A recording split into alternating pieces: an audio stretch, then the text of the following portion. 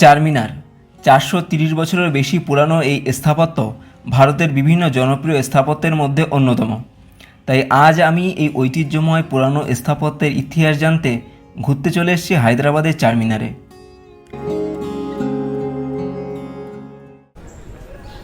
আজকের এই ভিডিওটি আমার হায়দ্রাবাদের চতুর্থ ব্লগ। আগের তিনটে ভিডিওতে আমি ঘুরিয়ে দেখিয়েছি হায়দ্রাবাদের গোলকোন্ডা ফোর্ট, চৌমহল্লা প্যালেস এবং হুসেন সাগর লেক। আর আজকে আমি ঘুরতে এসেছি হায়দ্রাবাদের ফেমাস চারমিনারে। 1591 সালে মোহাম্মদ কুলি কুতুব শাহ এই চারমিনার তৈরি করে। এই চারমিনার তৈরির মূল উদ্দেশ্য ছিল সেই সময় ভয়ঙ্কর প্লেগ রোগ মহামারীর আকার ধারণ করে। পরবর্তীকালে মহামারী আবার ঠিক হয়ে গেলে, সাধারণ মানুষের জীবনযাত্রা স্বাভাবিক হয়ে গেলে সেটাকে সেলিব্রেট করার জন্য এই চারমিনার তৈরি করা হয়।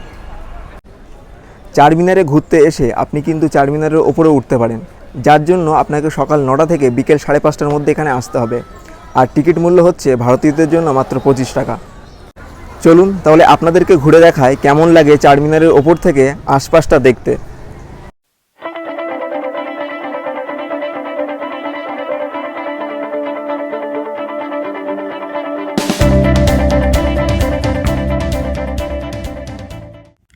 চারমিনারের ডিজাইন তৈরি করেছিল ইরানি আর্কিটেক্ট মীর মমিন অস্ত্রবাদী।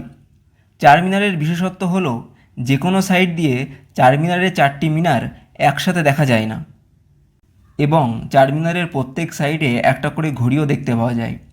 এই 4টি ঘড়ি ব্রিটিশরা 1889 সালে চারমিনারে লাগায়। চারমিনারের ওপরে একটা মসজিদও আছে, তবে সেই মসজিদ সাধারণ মানুষের জন্য বন্ধ।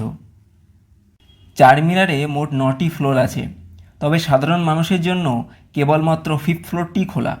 এই 5th ফ্লোর থেকে পাশে থাকা মক্কা মসজিদ এবং লাটবাজারকে খুব সুন্দর দেখায়।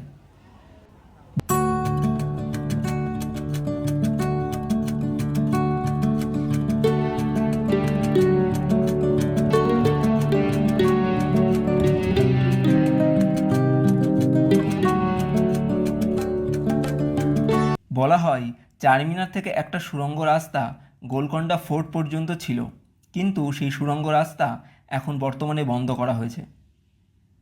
এর আগের ভিডিওতে আমি গোলকোন্ডা ফোর্ট ঘুরতে গিয়েছিলাম, সেই ভিডিওর লিংক এই ভিডিওর ডেসক্রিপশনে দেওয়া আছে।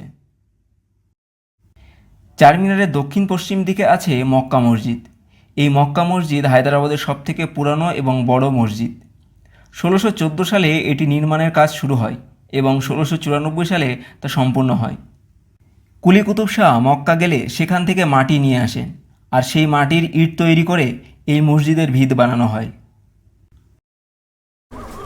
এই হচ্ছে চারমিনার। চারমিনার থেকে একটু দূরে, ওই যে দূরে আছে হচ্ছে মক্কা মসজিদ, আর চারমিনারের সাথেই পাশেই আছে হচ্ছে ভাগ্যলক্ষ্মী মন্দির।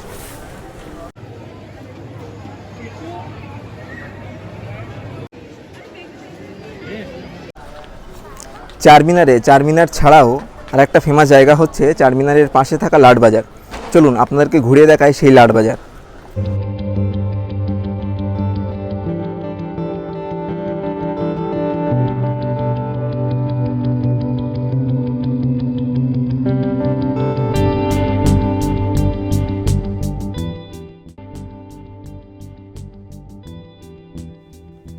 লাটবাজারে জামা কাপড়, জুতো, ব্যাগ এবং মেয়েদের বিভিন্ন সাজগোজের সামগ্রী এই বাজারে বেশ কম দামে পাওয়া যায়। ছোট বড় দোকান মিলিয়ে লাটবাজারে প্রায় 14,000-এরও বেশি দোকান আছে। তবে সন্ধ্যার পর এই চারমিনার এবং লাটবাজার বেশ ঝলমলে লাগে।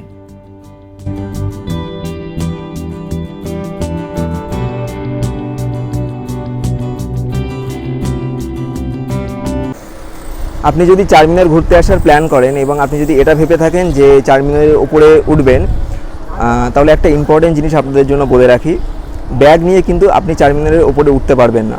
ব্যাগ উপরে অ্যালাউ নেই। তো আর আশপাশে আপনি সেরকম কোনো দোকানও দেখতে পারবেন না যেখানে আপনি আপনার ব্যাগ রাখতে পারবেন। তবে একটা জায়গা আছে, আমি সেটা বলে দিচ্ছি।